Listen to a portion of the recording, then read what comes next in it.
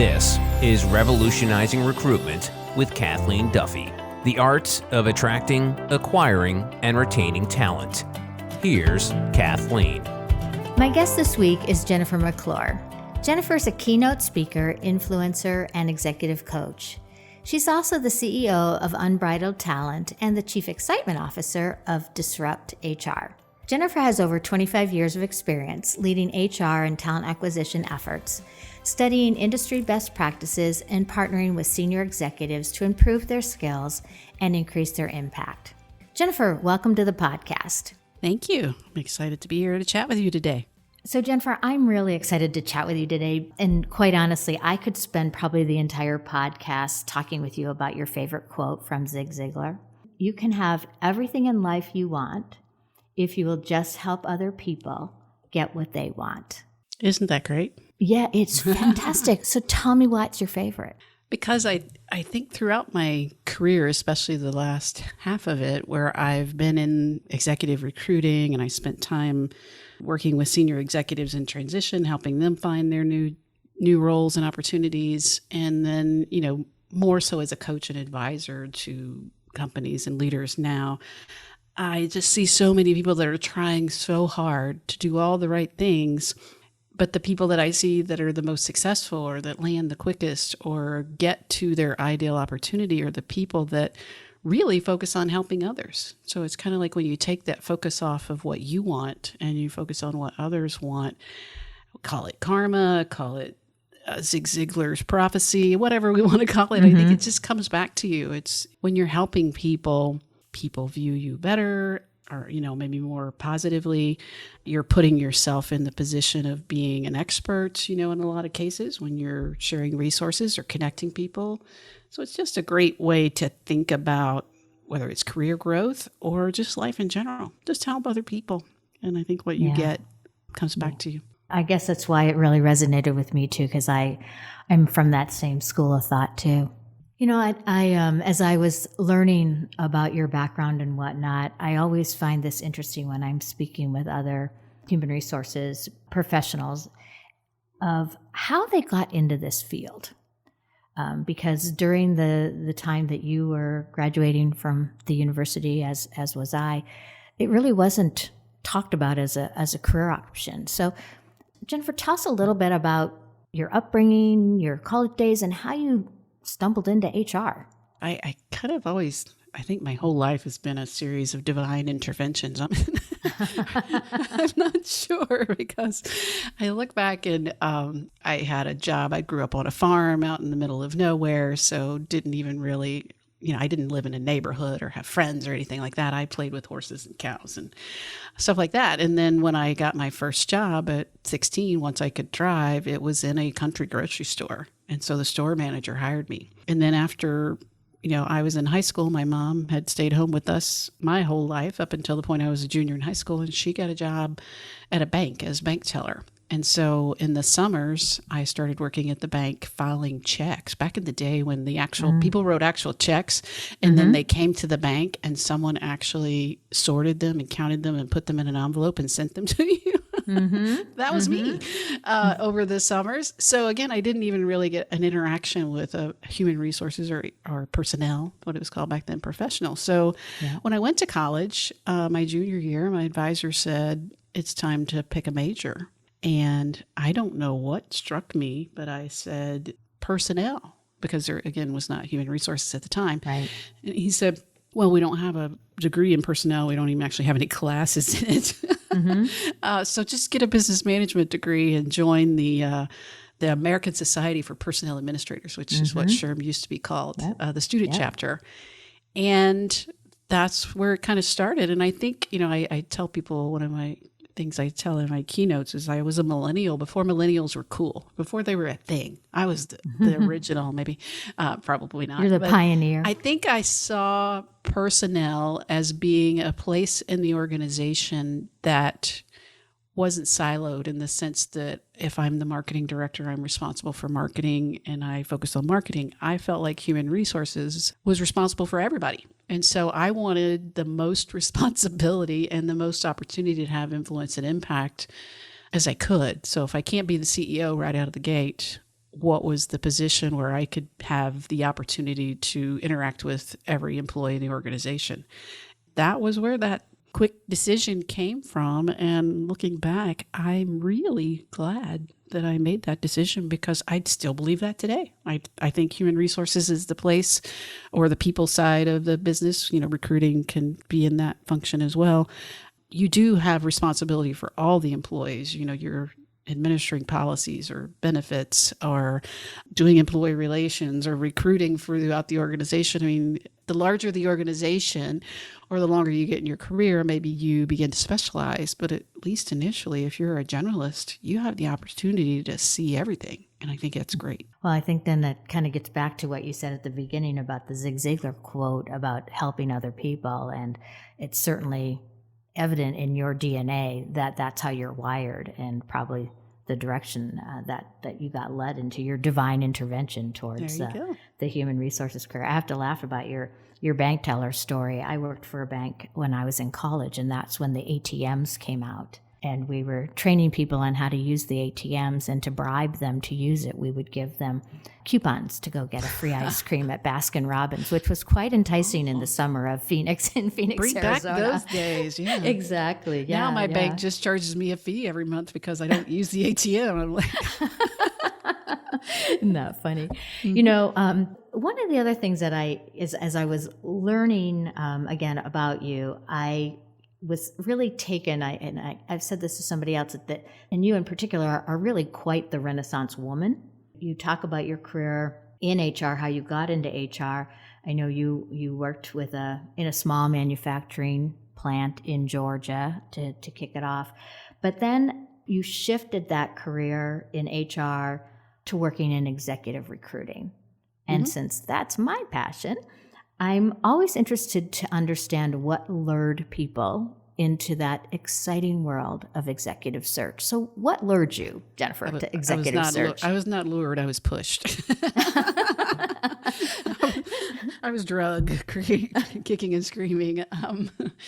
I had worked in human resources, like I said, as a generalist, even in executive roles, having responsibility for all of the people functions. Had always done recruiting, from the very beginning, whether that was hourly factory workers or the janitor or the painter, all the way up to, C-suite roles in the HR positions that I'd had. In the company that I worked for in my last corporate role, I didn't know it when I started, because, again, I didn't even think, I'm a country girl, I didn't even think to ask the question about privately held versus publicly held and what that meant. And I guess, I worked for, my first company was a Kroger company, but I didn't think about that being public. And then the second company I worked for was private, and I didn't see the difference.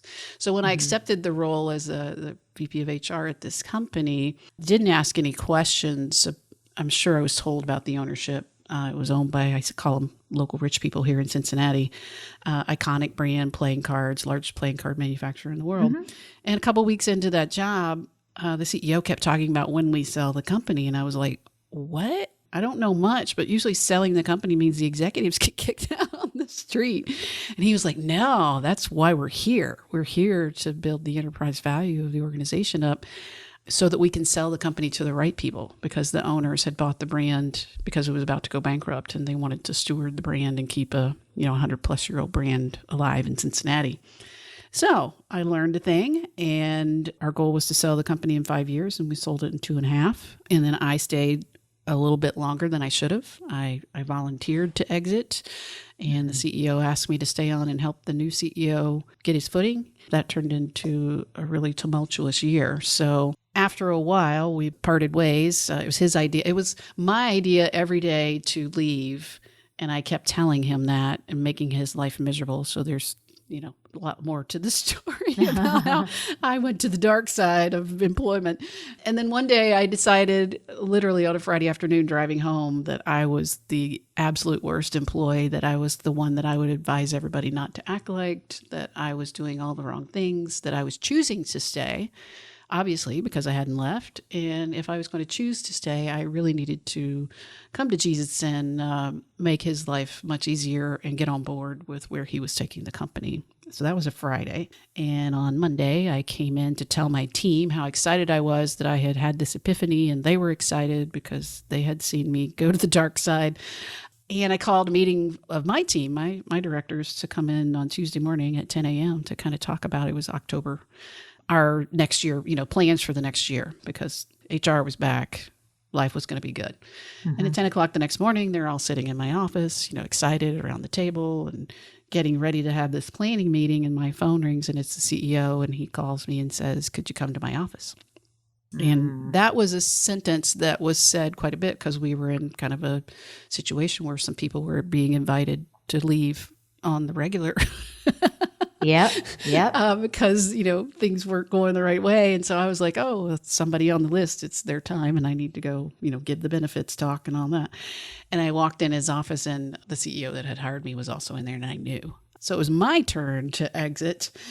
And for half a day, I was hurt and disappointed. And then I realized it was the absolute probably best thing that ever happened to me, because I was too comfortable to leave a situation that was very uncomfortable, if that makes sense. The pay was good, the benefits were good, and I was just stuck. And so I wasn't choosing what should have been the right decision for me to leave. So he made the choice for me.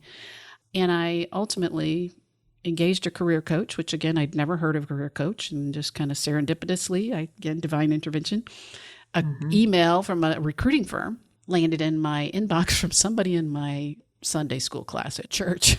And they'd never sent, it was a recruiting email for a CFO, which made no sense, or CIO. Made no sense. The person decided to forward it to everyone in the Sunday school class. And I said, "I've never heard of this recruiting firm, and they're in Cincinnati, and I thought I knew all the recruiters." So I went to their website. They had a career coach that worked in their office. He didn't place people through their, necessarily their roles, but I was intrigued by the idea, and I called the CEO up and I said, "Hey, I have outplacement in my employment contract, but I'd rather work with a career coach and it'll be cheaper." And he was like, "Whatever you need, fine." And so I started working with this career coach. And again, I am an introvert, which always tends to shock people. I'm not sure why. And was not a networker by any stretch of the means. So I didn't even go to the local professional association meetings. I was just head down. It was a turnaround situation, just really was burnt out and tired. And so when I started working with him, the first thing he said was that I need to put together a marketing plan to go out to be able to talk to people, to network. And I was like, marketing plan? Well, okay. And his process was to pick 3 areas of interest.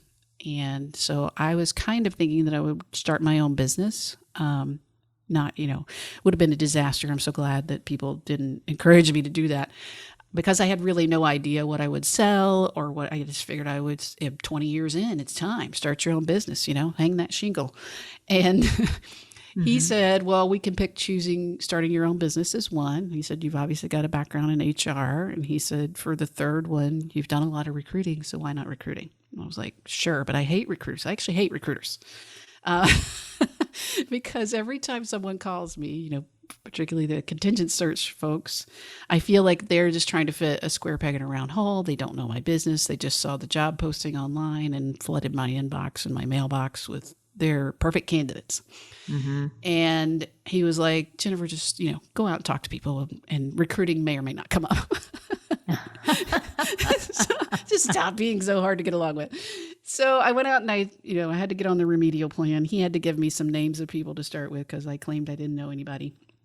And I started this networking process where the goal was to really, since I wasn't looking for a job, I was kind of exploring what was next. I think it was very helpful, because I am very curious and I am a pretty good interviewer, I believe. And so if I could get someone to meet with me, I'd ask for 20 minutes of their time. My goal was to really ask about them. Back to that kind of not focusing on me, maybe focusing on others.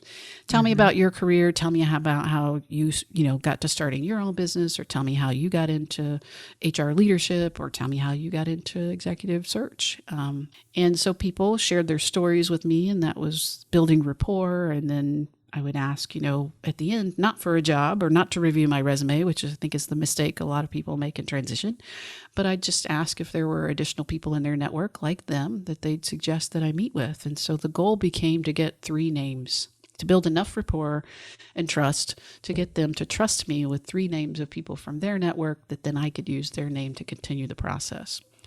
So I did that for about a month, and it was amazing to me, again, when I would share a little bit about what I was looking for, maybe considering starting my own business. As I said, people were kind and helpful and frank and said, Jennifer, please don't start your own business. You're not ready. You've never done any kind of business development. You, by your own admission, are not a networker. You don't have a network, and you don't know how to sell anything, and you don't know what you would offer. So why don't you take an interim step and maybe start in recruiting? And I gave them my speech about not liking recruiters. And they're but you're going to be a different one. And I said, they just are transactional. They call and they just want to put, like set square pegs in round holes. And again, really wise people looked at me and said, but what if you found a recruiting firm that wasn't like that you could work for? And I said, is there one? Is there such a thing? And they said, well, you said you're doing career coaching through Centennial Inc. Centennial Inc. is actually a recruiting firm that is very relationship focused. They're not transactional. And I was like, tell me more. Mm-hmm. So people suggested it to me actually as a step to see if I was cut out to do my own thing and to learn the business development relationship building, because I wasn't a cold caller. I've probably made maybe 2 cold calls in my career. Mm-hmm. I can't dial that number. And I know a lot of, the best recruiters are really good at it. But that was not me. So I wanted to find a way to be successful at it through building relationships. And Mike Sipple Sr. at Centennial Inc. here in Cincinnati is and was known as a relationship guy. And he is also a wise man. And so when I went to him and I said, people are telling me that I should maybe look into executive search, and they're also recommending that I should talk to you. And he was willing to give me a chance, as he is with a lot of people. He explains what's involved. It's 100% commission, and you have to build your own, in their small family-owned firm, you did the full cycle. So you mm-hmm. develop your own business, you deliver your own business, you do all the things. And so he really laid out for me kind of how long it would take me to potentially even make money, because I was going to be spending a lot of time on building relationships for several months that would then potentially turn into search opportunities. And just such a wise man. And I took it on as as you can see, maybe a little bit, I'm very competitive. So it was kind of like a challenge. He said, typically HR people don't succeed in executive search mm-hmm. because you're used to holding the cards. And he said, we don't hold the cards. And I was like, well, challenge accepted. So I think it was great advice from leaders that I went out and talked with that both steered me away from what I know would have been a business failure if I had started a business, because I'm still learning business development and things like that. But I'm so grateful that I was steered back to work again with a type of process that I could get on board with, really being more of a business advisor. And I know there are all kinds of different models in the search business, but I liked having a handful of clients that I maybe did multiple senior level searches with over the year, but that they also would call me and ask me. It was kind of a consultative role too. So it was just a perfect opportunity, and I'm grateful to have had it. It's interesting. Your story is really resonating with me because it's similar to mine. People ask me how, why I started Duffy Group, and quite frankly, it was because I needed a job. I didn't have the opportunity to have outplacement, but the people that I was working for relocated to the Bay Area. And so, you have to just sort of get out there and start figuring out what that network is, which, I've been listening to your podcast, Impact Makers, and I really have enjoyed it. And there was an episode that I was listening to recently on intentional networking strategies. And I have 2 children, both of whom I raised on the mantra, it's not what you know, but it's who you know. Absolutely. And they've done a very good job at their early professional days to start building that network. You really do talk a lot about that investment in building that network. And I'm sure that's a lot of what you are working on with your clients as you're coaching them and helping them into transition.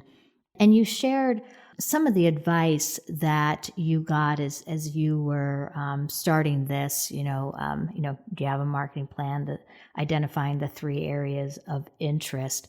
What's the advice that you consistently share with your clients as they, are sitting in that same seat that you were those years ago? I am an advice giver. You want unsolicited advice? I'm here for you. Tell me your problems. I got solutions, even if you didn't ask. It's a good news, bad news, right?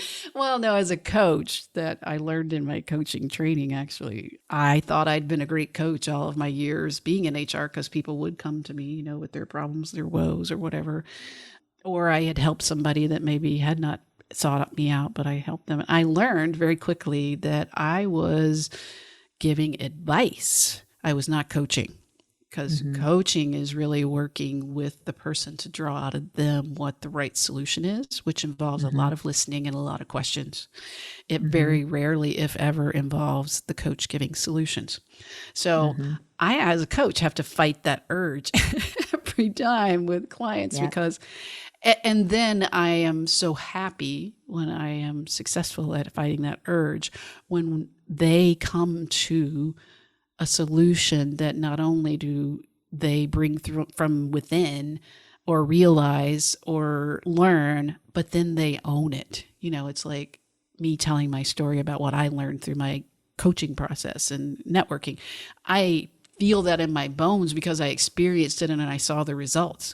So for leaders that can do that same kind of learning for themselves, they're going to own it and it's going to sink in. Versus if I tell you the right way to do something, you may or may not agree with me. You may do it begrudgingly. There's a lot of reasons why my solution, actually, I'm not in your shoes. So that might not be the best solution. So I think, in terms of what I tell people, particularly, I don't do career coaching now, but I still get, a call from someone that, just like me, somebody knew me and gave them my name and said it was okay for them to call me. So I'm going to be helpful to that person. It's really a challenge for people, and it was for me in the beginning when I was in transition as well, to think about narrowing in their choices. And now as a business owner, you hear it all the time, the riches are in the niches, and even when I went into executive search, Mike Sr. said, Jennifer, if you specialize like in HR executive search, you'll make more money because you'll build a reputation as the person for HR executive searches.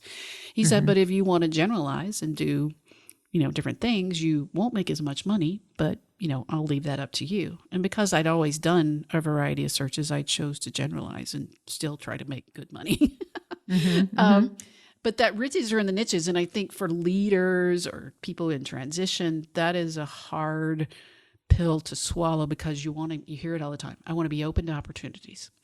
Well, you can be open to opportunities, but you are going to get further faster if you help people out by, for example, I would say, what are 3 target companies that you're interested in?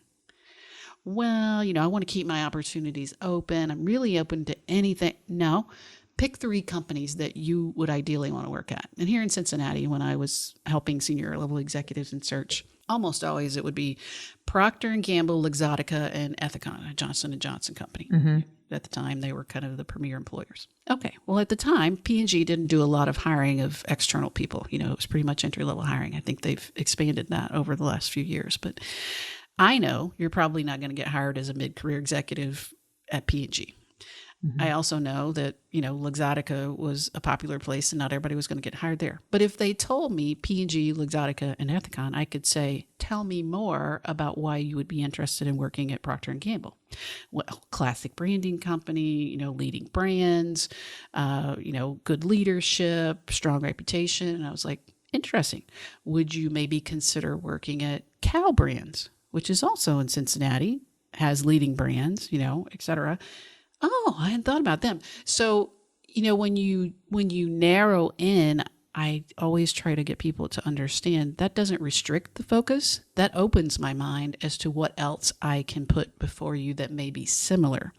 But if you come in with, I'm open to opportunities, my mind is just as open as yours. So I'm not able to think about potential places as easily or people that you need to connect with. But if you come in and you say, I'm targeting a brand manager role at Procter & Gamble, I can say, well, may or may not be able to help you get into Procter & Gamble, but I have some contacts in brand management at A, B, C, and D companies, So that, I think, is advice that it's until you're faced with that situation of it being in need, you think you want to go out and be wide open to the world, when the reality is you'll get more opportunities put in front of you if you narrow your focus.